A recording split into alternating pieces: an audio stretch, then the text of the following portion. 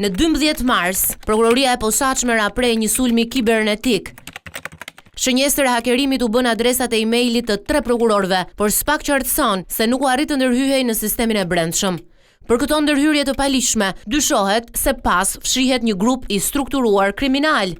Nga verifikimet ka rezultuar se është ndërhyrë vetëm në adresat e emaileve të disa prokurorëve, por jo në sistemin e përgjithshëm të IT-së së institucionit. Personat përgjegjës kanë arritur të marrin disa informacione, pa mundur të sigurojnë akses në dosje hetimore. Po ashtu, ata kanë tentuar të ndërhyjnë edhe në emailin e drejtuesit të prokurorisë së posaçme, zoti Altin Dumani, por pa sukses. Në pranga kanë përfunduar ish drejtori i paraburgimit të Vlorës, Zambak Gjoni, dhe Arnold Rokaj, ish drejtuesi i IMT-s. Ndërsa SPAK thot se 2 të prangosurit nuk është provuar të kenë bashkëpunuar me personel të brendshëm të institucionit.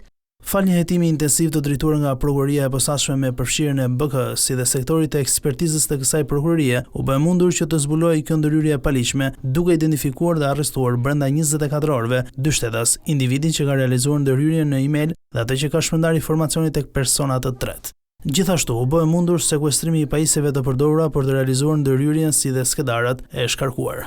Prokuroria bën të ditur se janë marrë masa shtesë për të ruajtur nga një ndërhyrje tjetër e mundshme.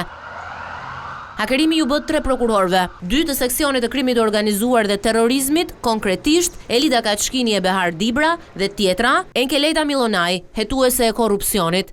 Të dhënat që arritën të rridhnin ju dërguan më pas 2 gazetarëve, ndërsa për ta SPAK ka urdhëruar të mos publikojnë asnjë informacion.